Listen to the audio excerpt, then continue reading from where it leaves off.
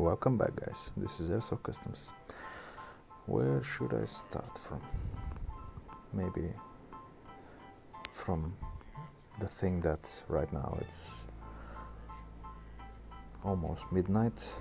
I'm in a hotel room, to be exact, on the balcony of it, on the Black Sea, Europe, and I'm with my wife and kid, my baby, and I'm trying to output some content for you guys.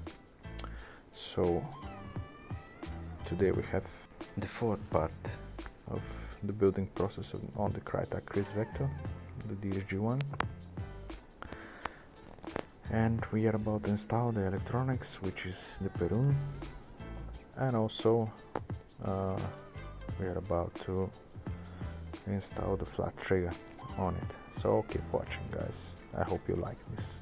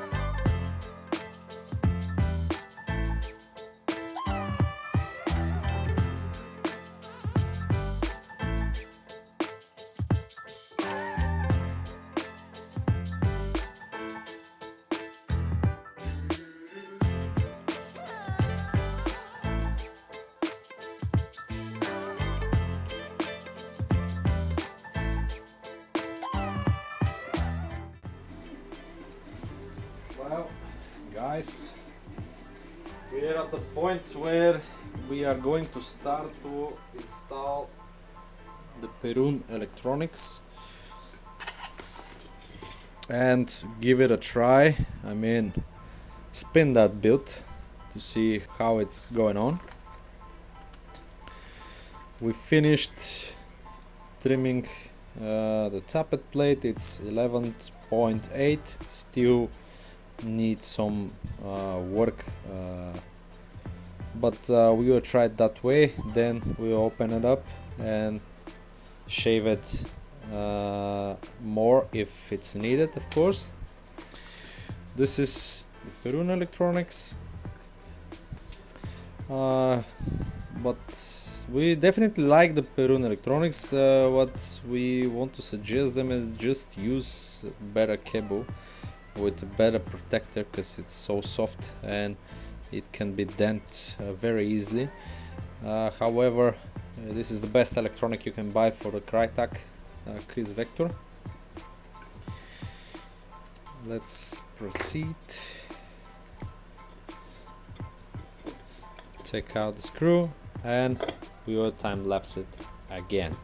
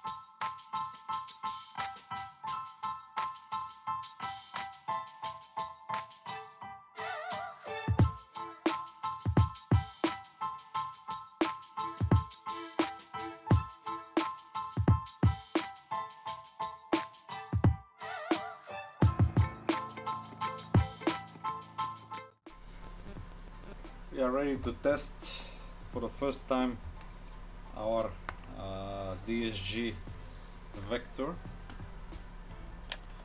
Let's hope that it sounds good due to all those modifications that we already done. We are using right now a lapel mic, attach it to the camera that we are using in order to get the better idea of how the gun is sounding. It's not a expensive microphone, of course, it's an Audio Technica, so it's not a Rode mic or something like that, but it will definitely show you how the gun sounds.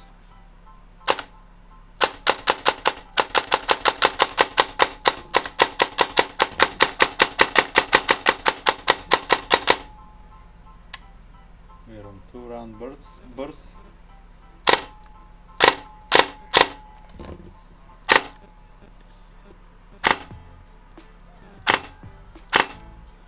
There is some metal sounds from somewhere, perhaps from down here. Yeah.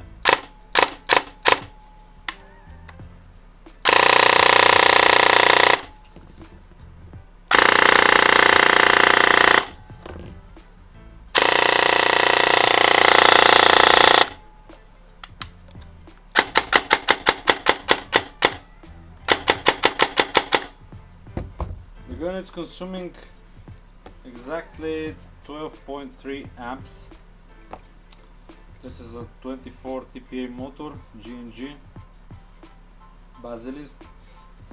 Inside we have a M155 spring, and we are outputting right now, without changing the barrel, without changing the hop-up unit and the bucking, we are outputting about 0.9 juice out of 28s. So okay, it's not so bad, because I thought that it's going to be worse, definitely due to the higher loss of volume inside of the setup, due to the due to the complex gearbox and the complex cylinder head shape. So we could be right at the 1.1, 1.2 juice once we change the barrel and change it with a tight bore 601 and extend it to some point, because right now it's super short and this is definitely fucking us, sorry for the word, but it's not entirely on the right barrel to cylinder ratio. This is the first time that we are trying it. For the moment it's working good, feeding on semi, feeding on burst, feeding on full auto, just with the simple mod of the tappet plate. Tappet plate was trimmed down to 11.8 millimeters, so if somebody else is going to do that, maybe we should try first with that number, or try with 12 millimeters and then short down. But this was done on the first trimming of the first shaping, trimming or grinding of the tappet plate. We have a lot more to do. We need to integrate the max model hop up. We also need to change the trigger, and later we need to see if we are going to use the suppressor, because damn man, this suppressor weighs like half the gun. So we will see with the customer if he needs it or what he will do. Perhaps we can short it. We can short it the same suppressor and make it look better and handles better, because this gun is supposed to be CQB and not regular 4 length gun. We will continue with our work, so stay tuned and watch till the end of the build.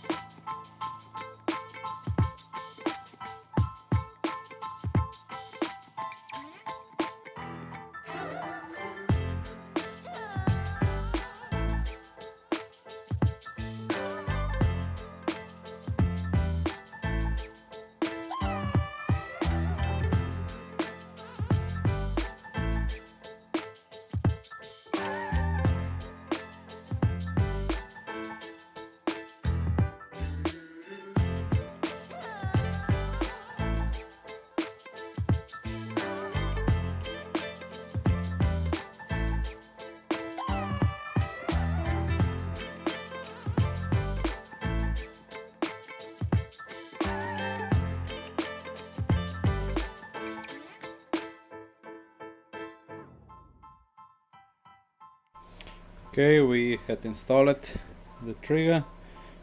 Still needs some work, like end position of the trigger.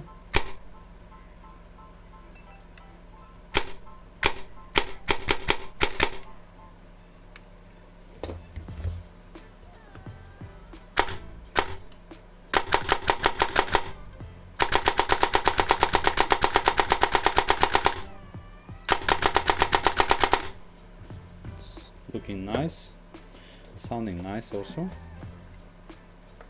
feel nice, definitely.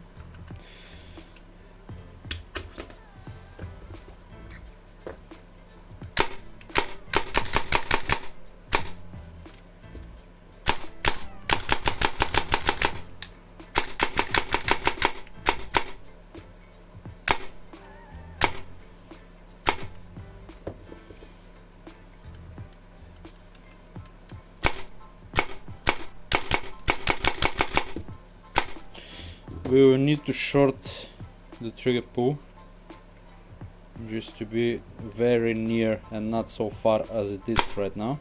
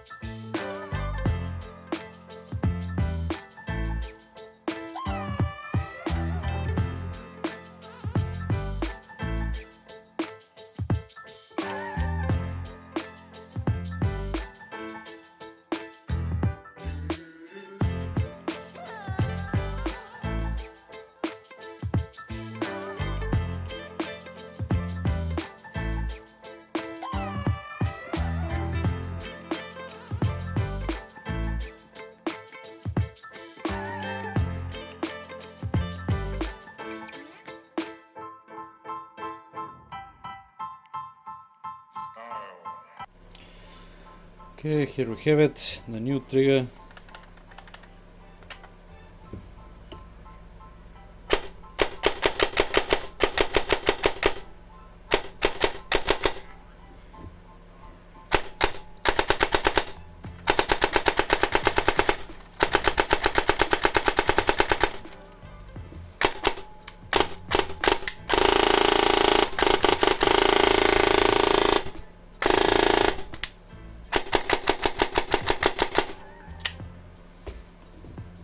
This was all, guys. We will see you on the next one.